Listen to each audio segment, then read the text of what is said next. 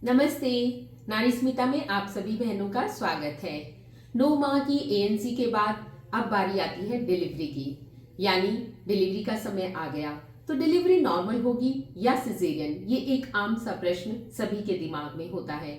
देखिए, कुछ ऐसी कंडीशंस होती हैं जिनमें 100% डिलीवरी ऑपरेशन के द्वारा होती है, जैसे कि रास्ते का छोटा होना, पेल्विक बोन का छोटा होना, या कोई गर्भाशय के मुंह पर ट्यूमर हो, ओवेरियन ट्यूमर हो, या पेल्विक बोन का कोई ट्यूमर हो जिससे बच्चे को आने के लिए जगह न मिले, या फिर जैसी आंवल होती है प्लेसेंटा, वो बच्चेदानी के मुंह के आगे आ रहा हो, या फिर बच्चा आड़ा हो, शोल्डर इम्पैक्शन जिसे हम बोलते हैं, या ब्रो प्रेजेंटेशन हो। कई बार बच्चे की पोजीशन की वजह से ऐसे होते हैं जिसमें आपको पहले ही बता दिया जाता है कि डिलीवरी ऑपरेशन से होगी, उन्हें कहते हैं एब्सोल्यूट इंडिकेशन। लेकिन कई बार ऐसी स्थितियां होती हैं जिनमें निर्णय आप अपने स्त्री रोग विशेषज्ञ पर छोड़ें, क्योंकि नॉर्मल डिलीवरी को प्रभावित करने वाली बहुत सी चीजें होती हैं, जिसमें कई प्रेगनेंसी की कॉम्प्लिकेशंस भी होती हैं, जैसे बहुत ज़्यादा बीपी हो, बच्चा बहुत ज़्यादा कमज़ोर हो, बच्चे की धड़कन खराब हो जाए, डिलीवरी की प्रोग्रेस सही नहीं हो, या फिर बच्चा बहुत ज़्यादा भारी हो और वो गर्भनाल में नीचे खिसके ही नहीं, या फिर कई बार पोजीशन या रोटेशनल डिफेक्ट्स ऐसे होते हैं कि एकदम बच्चेदानी का मुंह पूरा खुल गया और फिर भी कई बार ऐसा निर्णय लेना पड़ जाता है कि सिजेरियन करना पड़े। तो कई बार परिजनों के मन में ये विरोधाभासी सा एक सवाल खड़ा हो जाता है कि क्या सिजेरियन जानबूझकर तो नहीं किया गया, क्योंकि आजकल सिजेरियन रेट बहुत ज़्यादा हो रही है, जो पहले के जमाने की तुलना में कुछ ज़्यादा ही है। उसमें कुछ कारण भी है, क्योंकि जो एक सुरक्षित मातृत्व का जो सिद्धांत है, जो एक फंडा है, वो अब बहुत ज़्यादा है।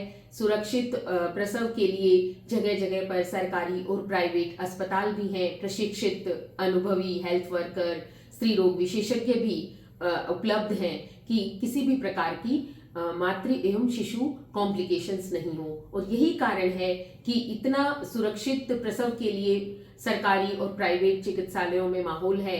तो अगर प्रेगनेंसी में कोई कॉम्प्लिकेशन आती है तो उसे हाथों हाथ डील कर लिया जाता है और नवजात शिशु का भी नुकसान नहीं होता और जच्चा भी स्वस्थ रहती है। तो ऐसे में डिसीजन आपकी स्त्री रोग विशेषज्ञ लेती हैं, जो प्रशिक्षित होती हैं, जो अनुभवी होती हैं, तो आपको उनकी सलाह माननी चाहिए। और यही कारण है कि हमारे देश में उस दिन से लेकर आज दिन तक सिजेरियन रेट तो बढ़ी है, लेकिन मातृ मृत्यु दर और शिशु मृत्यु दर, नवजात शिशु मृत्यु दर भी कम हुई है।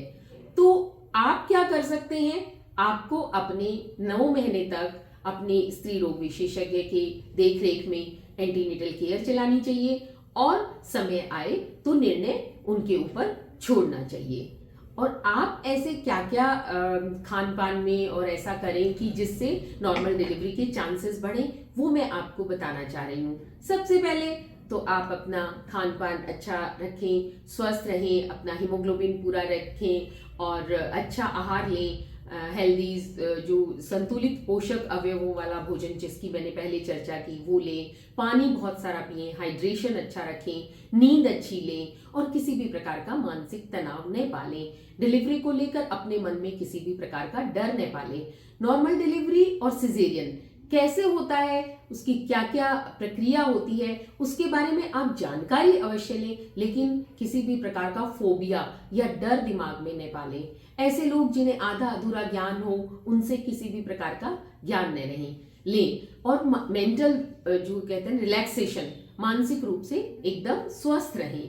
और योगा भी इसमें सहायक होते हैं। ब्रीदिंग एक्सरसाइज जैसे डीप ब्रेथ लेना, प्राणायाम करना। इसके अलावा एक्सरसाइज के बारे में कई बार बहनें पूछती हैं, तो आप नॉर्मल वॉक कर सकते हैं। हाउस होल्ड वर्क, अगर आपको किसी प्रकार की कॉम्प्लिकेशंस नहीं है और आपकी ऑब्स्टेट्रिशियन ने मना नहीं किया है, तो आप घर के जितने काम हैं जिनसे पेल्विक बोन मजबूत होती है या पेल्विक एक्सरसाइज होती है, जैसे झाड़ू पोछा, बैठकर पोछा लगाना, ये सब काम आप अपनी दिनचर्या में शामिल कर सकती हैं 9वें माह में। उसके अलावा अच्छा पानी पिएं, संतुलित आहार लें, पर्याप्त नींद लें। इसके अलावा वार्म बाथ, गर्म पानी से स्नान जो करते हैं उससे भी रिलैक्सेशन मिलता है और पेल्विक मसल्स मजबूत होती हैं। मसाज विशेष रूप से पेरिनियल एरिया में, उससे भी ऑक्सीटोसिन सिक्रीट होता है और नॉर्मल डिलीवरी या पेन स्टार्ट होने के चांसेस रहते हैं। इसके अलावा आप जैसे निप्पल स्टिमुलेशन है, अपने निप्पल को हाथ से स्टिमुलेट करें या अपने पार्टनर से कहें तो उससे भी ऑक्सीटोसिन रिलीज होता है और नॉर्मल लेबर पेन्स चलते हैं और जो डिलीवरी की प्रक्रिया को तेज करते हैं, त्वरित करते हैं, उसमें सहायक होते हैं, प्रोग्रेस होती है।